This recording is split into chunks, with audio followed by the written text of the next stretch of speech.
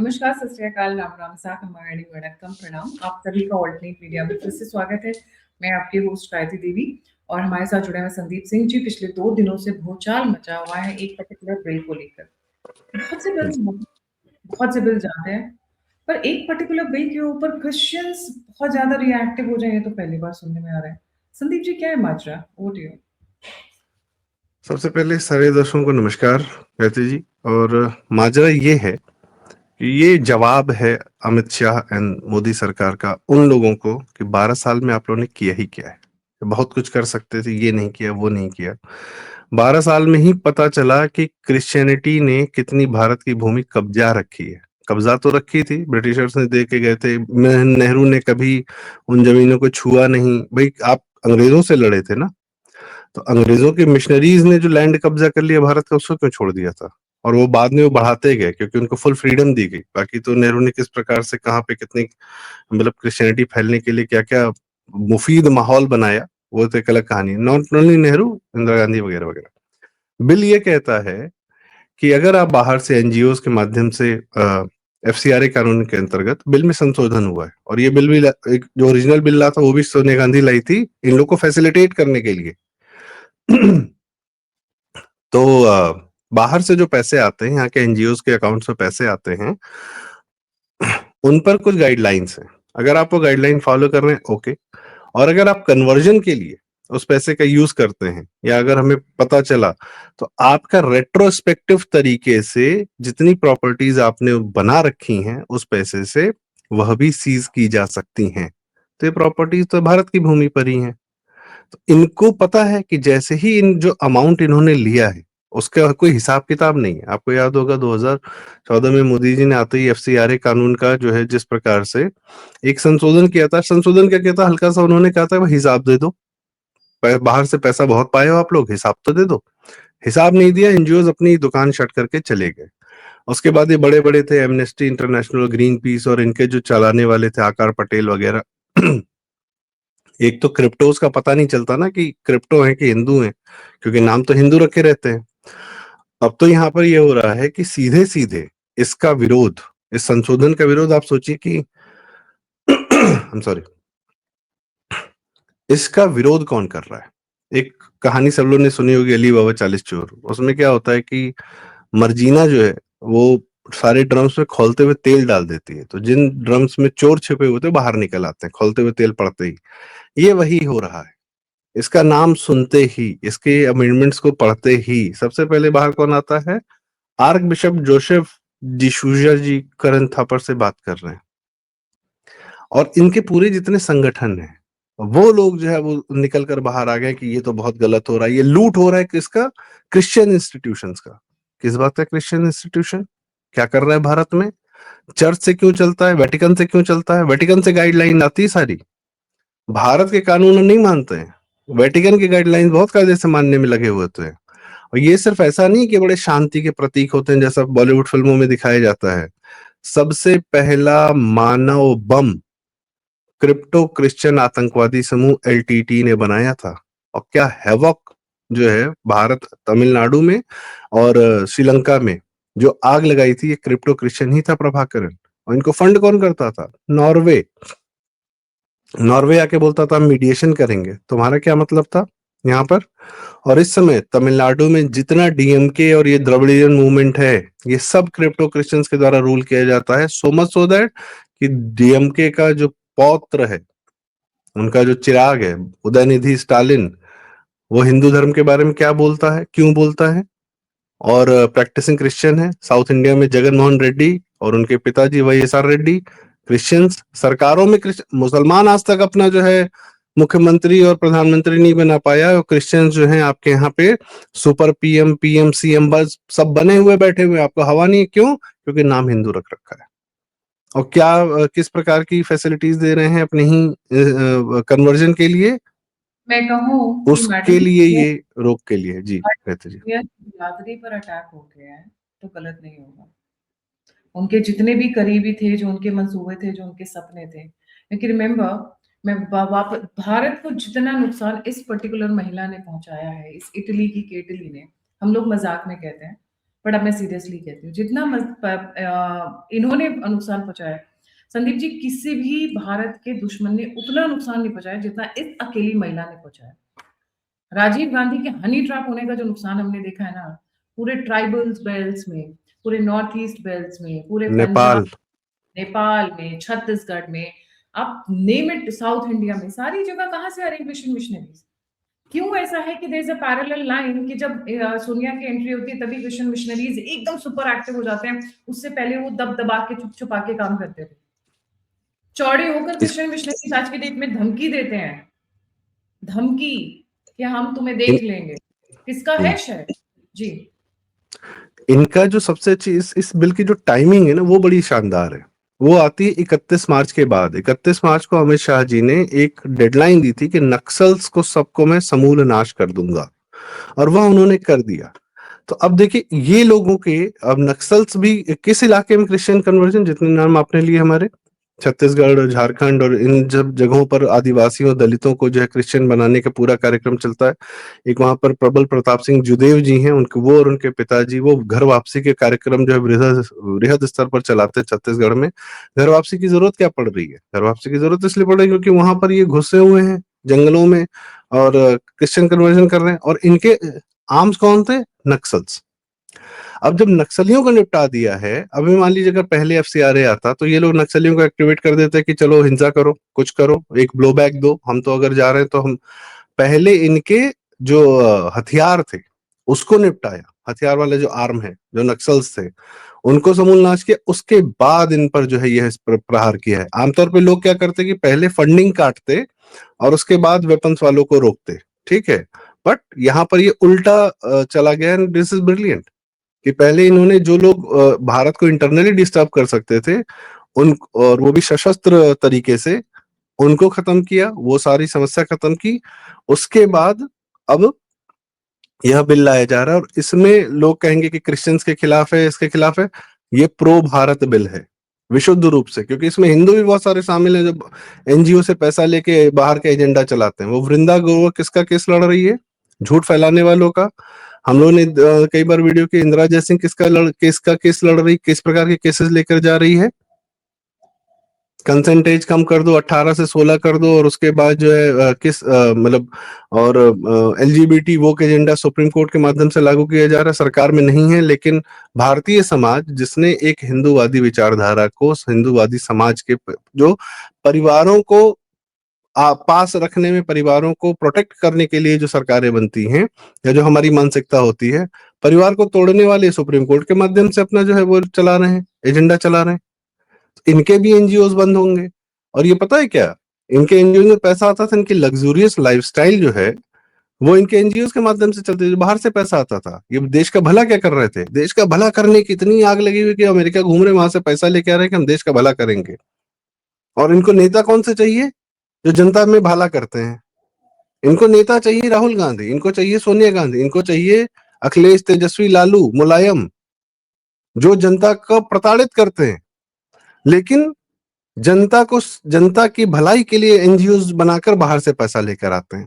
इसमें बहुत सारे ब्यूरोक्रेट्स हैं, उनके परिवारों के एनजीओ होते हैं, लॉयर्स के एनजीओ होते हैं, दिल्ली में इनके बड़े बड़े शानदार ऑफिसेज हैं, उनकी लाइफस्टाइल चलती है, और आपस में ये कंपटीशन चलता है कौन बाहर से कितना पैसा ले आया। इसमें मुझे याद है 10 साल पहले, योगी सरकार से पहले, लखनऊ में एक यूनिवर्सिटी है, इंटीग्रल यूनिवर्सिटी, ऐसी खबरें उड़ी थी, अब वो कितनी तथ्यात्मक थी मुझे पता नहीं, पर उस समय उन्हीं की कम्युनिटी के लोगों ने बताया कि सऊदी से कोई बहुत बड़े मौलाना आए थे, वहां की मस्जिद के बहुत बड़े मौलाना थे, और या इमामे जो भी होता है इन लोग का, अ, उन्होंने आके 300 करोड़ रुपए दे दिए थे इनके एनजीओ में। लखनऊ की एक यूनिवर्सिटी, यूनिवर्सिटी क्या थी, वो इंटीग्रल कॉलेज था। ऐसी खबरें थी, और ये बात को जो है मुझे उन्हीं के कम्युनिटी के लोगों ने, जिनके अलग कॉलेजेस चलते थे, वो उन्होंने बताई कि अरे यार बताओ, उनको देके चले गए, हमें नहीं दिया। सो ऐसे पैसे आते थे लखनऊ में किसी, और उसके बाद उन्हीं उसी कॉलेज के स्टूडेंट के बच्चे, सॉरी स्टूडेंट जो है बताते थे कि सर बताइए, इतना पैसा बाहर से पाते हैं, हम लोग से फीस भी लेते हैं, हमारे नाम पे ही लेते हैं लोग। सो दिस, ये करते हैं ये लोग, और तो इसमें सब शामिल हैं। जी, पैरेंट्स पर को इतनी मिर्ची क्यों लगी? करण थापर इज दी पर डेविल्स शो चलाते थे ना, द डेविल्स शो डेविल्स था। Advocate, devil's advocate. He's so right with this term. He is devil's advocate. There's no doubt about it. He is devil. He's just not an advocate. He's devil himself. Devil कैसे? इनके खानदान, इनके बाप दादा ने क्या किया है भारत के साथ, अंग्रेजों के साथ मिलकर कोई पूरा इतिहास निकाल ले. इनका बाप भाग के आ गया था चाइना बॉर्डर से, हमारे सैनिक मरवाए थे इसने. इसके दादा अंग्रेजों के साथ थे. कि दिल्ली में जितने ये लोग लुटियंस में रहते हैं और रईसी में रहते हैं, और जब कुछ नहीं कर सकते हैं जीवन में, कोई बिजनेस धंधा पानी नहीं कर सकते, तो दलाली करने के लिए पत्रकारिता करते हैं. आप सोचिए दिल्ली का रईस आदमी जो 47 से पहले का रईस रहा होगा, कॉन्ट्रैक्टर रहा होगा और अंग्रेजों के साथ बिजनेस कर रहा होगा और नेहरू गांधी परिवार का करीबी होगा, वो 2 कौड़ी की पत्रकारिता क्यों करेगा? पत्र और कोई ऐसा भी नहीं कि किसी अखबार में है, किसी चैनल में है, परमानेंट बेसिस पर है. फ्रीलांसिंग चल रही है इनकी पता नहीं कब से. और वो इंग्लिश चैनल्स में भी काम करेंगे जहां जिसकी व्यूअरशिप बिल्कुल जीरो है. तो how are you the most important journalist in India? Because you are the most connected one. तुम्हारा सबसे ज्यादा एक्सेस है, तुम सबसे ज्यादा दलाली करा सकते हो, कमीशनबाजी करा सकते हो, इसीलिए तुम सबसे ज्यादा सेलिब्रेटेड हो. वही नहीं चल रहा है, वही तकलीफ है. एक हिस्टोरियन के घर में पड़ी हुई है, इन्हीं के घर में रहती हैं, रोमिला थापर. उनके हिंदुओं घर का में क्या किया? घर में भाई रहती बहन मतलब रिश्तेदार है, भाई बहन इसी टाइप से. तो रिश्तेदारी में जाती हैं. अब कौन सा रिश्ता है पता नहीं, कह रहे इन लोग क्या, तो अब क्या चलता है पता नहीं. But coming back to this, कि इस तरीके से भारत का नुकसान करने का सारा ठेका ले रखा है, तो डेविल नहीं है तो क्या है इसमें? किन लोग को प्रोटेक्ट करते हैं? अब आप बताइए. Come back to the topic hmm, Sandeep ji. I know historians ने बहुत डिस्टॉर्ट किया है हमारी हिस्ट्री को, और ये भाई बहन तो मिलके सबसे ज्यादा एजेंडा में सबसे आगे रहे हैं. तो अभी ये जो क्रैकडाउन हो रहा है एफसीआर एनजीओ पे, उसमें सबसे ज्यादा रिएक्शन केरला की तरफ से आ रहा है. आपने नोटिस किया होगा. बिल्कुल आएगा. केरल में 2-3 प्रकार के चर्च हैं आपके. सीरियन चर्च भी है, मतलब इनमें इतने बाइफर्केशन से कोई बात नहीं करता, लगता है कि सब एक साथ. और एक बात बताऊं, सबसे ज्यादा रेसिज्म अगर कहीं है तो इनके यहाँ है. इनके यहाँ जो व्हाइट क्रिश्चियंस होते हैं, जो ब्लैक क्रिश्चियंस हैं, ब्लैक मतलब वो जो ब्राउन और हमारे इंडियंस को समझते हैं, बहुत बुरी तरीके से ट्रीट करते हैं. और ये लोग ट्रीट होते हैं. ये अपनी नर्सेस के साथ क्या करते हैं? आप एक बात बताइए, सबसे ज्यादा इनका जो पैसा जाता है वो जुडिशरी में जाता है. हम लोग ने कई बार बात कर रखी है. कितने आपने रेप केसेस सुने होंगे यहाँ के, जो पास्टर्स वगैरह करते हैं, और मतलब कितने ज्यादा पास्टर्स इन्वॉल्व होते हैं. सबसे बड़ा पैसे देकर कन्वर्जन कराने का तरीका अभी हाल फिलहाल में पंजाब से मुझे पता चला कि पहले तो ये लोग वहां पे, अब आपके जो वॉल्स हैं, मान ली किसी भी रूप में वो राम रहीम और आसाराम और सबको जो है फंसा कर या जैसे भी करके, मीडिया में कोई न्यूज बिना पैसा डाले नहीं चलती. और लगातार अगर चल रही तो 100% सुपर फंडेड है. ठीक है, केस चल रहा है अपनी जगह पर, वो जेल में गए वो अपनी जगह पे, किस राज्य में गए वो सोनिया गांधी के कार्यकाल में गए, जैसे भी हो.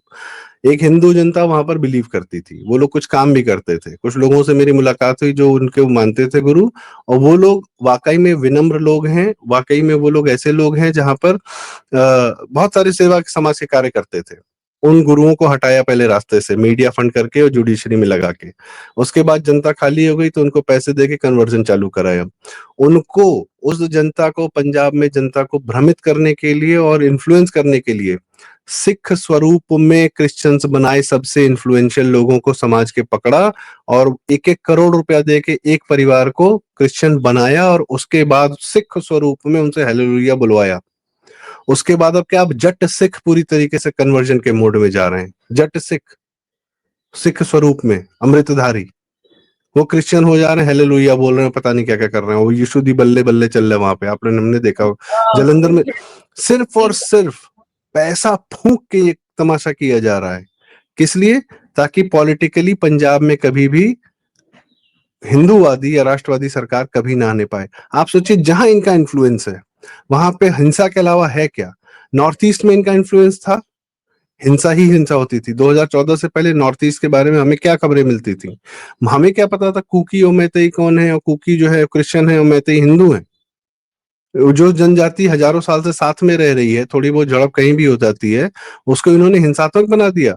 अब बाद में पता चला ये रवांडा में जितनी क्या कहते हैं हत्याएं हुई, वहां भी दो ट्राइब्स की बात नहीं थी, एक ट्राइब क्रिश्चियन हो गई थी तो दूसरी ट्राइब को मारने के चक्कर में ये इंटरनल संघर्ष ये पैदा कराते हैं।